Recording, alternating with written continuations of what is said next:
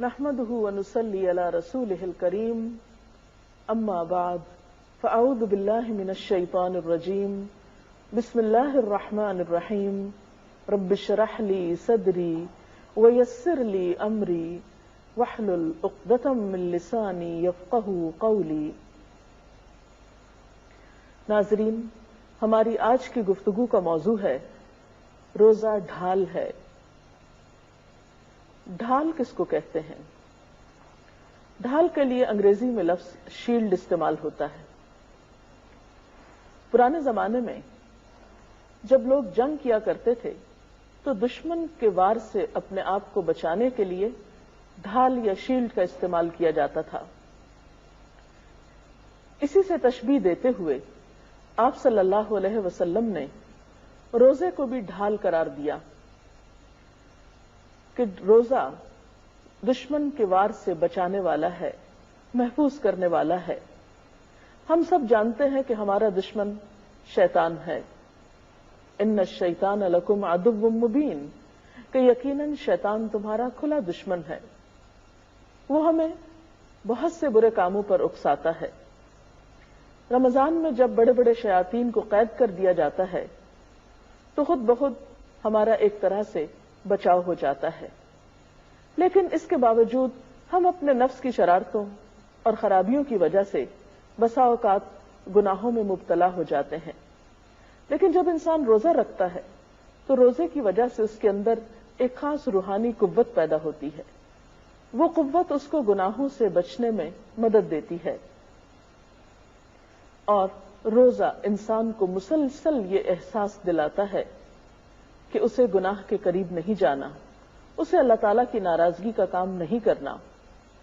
جس طرح اس کا شعور اور احساس سارا دن زندہ رہتا ہے کہ مجھے کچھ کھانا نہیں کیونکہ میں روزے سے ہوں، اسی طرح گناہوں کے قریب جاتے ہوئے بھی اسے ایک احساس ضرور ہوتا ہے۔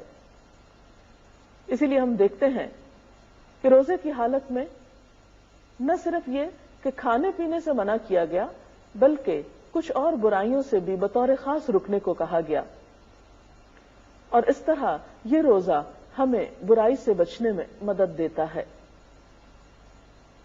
ایک حدیث میں آتا ہے، عن ابی ہریرہ قال قال رسول اللہ صلی اللہ علیہ وسلم الصیام جنۃ وإذا كان يوم صوم أحدكم فلا يرفث ولا يسخب فإن سابه أحد أو قاتله فليقل إني امرؤ صائم۔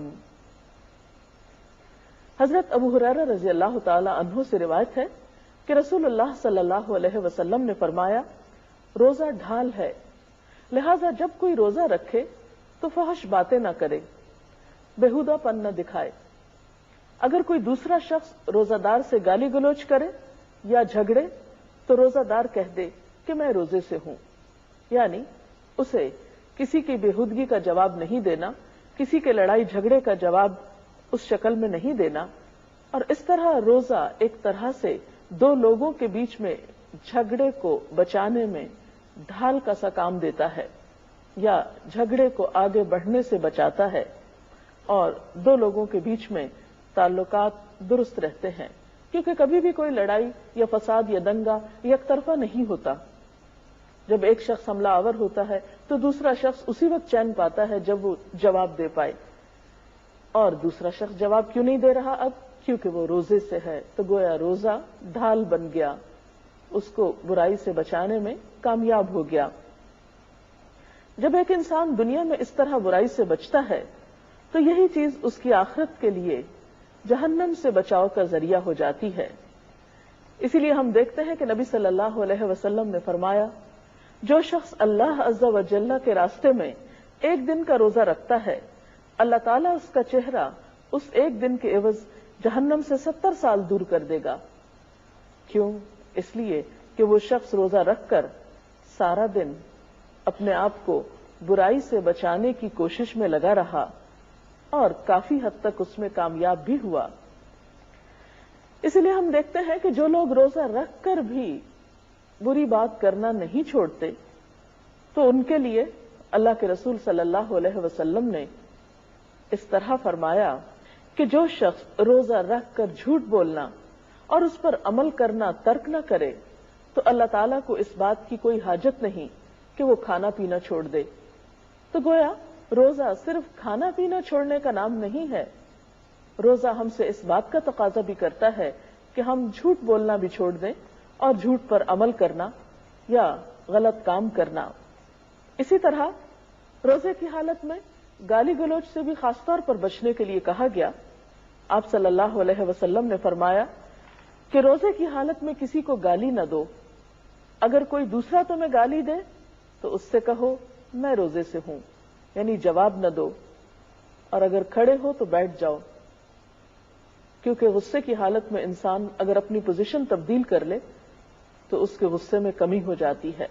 روزہ اگرچہ ڈھال ہے، انسان کو گناہوں سے بچنے میں مدد دیتا ہے اور قیامت کے دن جہنم کی آگ سے بچاؤ کے لیے بھی مددگار ہوگا، لیکن یہ بات ضرور یاد رہے کہ یہ بچاؤ اسی وقت ہو سکتا ہے جب ڈھال مضبوط ہوگی۔ اگر ڈھال میں شگاف پڑ جائیں تو ڈھال کارآمد نہیں ہو سکتی، وہ انسان کے لیے زیادہ فائدہ مند نہیں ہو سکتی، اسے دشمن کے حملے سے نہیں بچا سکتی۔ تو ایسے میں ہم سب کو ان امور سے بھی پرہیز کرنا ہوگا جو اس ڈھال میں شگاف ڈالنے والے ہیں، سوراخ کرنے والے ہیں، اس ڈھال کو کمزور کرنے والے ہیں۔ روزہ دار شام تک اللہ کی عبادت کی حالت میں ہے جب تک غیبت نہ کرے، اگر غیبت کرتا ہے تو اس ڈھال میں شگاف پڑ جاتا ہے۔ غیبت کیا ہے؟ آپ صلی اللہ علیہ وسلم نے فرمایا ذکرک اخاک بما یکرہ، تمہارا اپنے بھائی کا ایسے الفاظ میں ذکر کرنا جسے وہ ناپسند کرے، یعنی کسی کے پیٹھ پیچھے اس کا ذکر برے انداز میں کرنا جو اسے ناپسند آئے۔ قرآن پاک میں اسے مردہ بھائی کے گوشت کھانے سے تشبیہ دی گئی۔ ایک مسلمان پر دوسرے مسلمان کی عزت حرام ہے، کسی کو حق نہیں کہ وہ دوسرے کی عزت کو نقصان پہنچائے، لہذا ایسے تمام امور سے اجتناب کرنا چاہیے جس سے دوسروں کو تکلیف پہنچتی ہو۔ اسی طرح انسان جب روزے کی حالت میں جھگڑا کرتا ہے، فحش باتیں کرتا ہے، تو یہ تمام چیزیں اس کے روزے کو نقصان دینے والی ہیں۔ یہ کیسے ہو سکتا ہے کہ ایک شخص روزہ بھی رکھے اور پھر جھوٹ بولے؟ نبی اکرم صلی اللہ علیہ وسلم نے فرمایا آدمی جب جھوٹ بولتا ہے تو اس جھوٹ کی بدبو سے فرشتہ 1 میل دور چلا جاتا ہے۔ کہیں ایسا تو نہیں کہ ہم روزہ رکھتے ہوں اور بے دھیانی میں یا لاپرواہی میں ہم ان گناہوں کے مرتکب بھی ہوتے ہوں؟ اگر معاملہ ایسا ہو تو پھر کہیں ایسا نہ ہو کہ اس ڈھال میں شگاف ہو جائیں، اور اگر اس ڈھال میں شگاف ہو گئے تو پھر یہ آخرت میں عذاب جہنم سے نجات کا ذریعہ کیسے بنے گی؟ تو آئیے اللہ تعالیٰ سے دعا کرتے ہیں کہ اللہ تعالیٰ واقعی ہمارے روزے اس طرح کے بنا دے کہ وہ ہمیں آئندہ سالوں میں بھی برائیوں سے بچنے میں مددگار ہوں اور آخرت میں عذاب جہنم سے بچنے کے لیے مددگار ہوں۔ وآخر دعوانا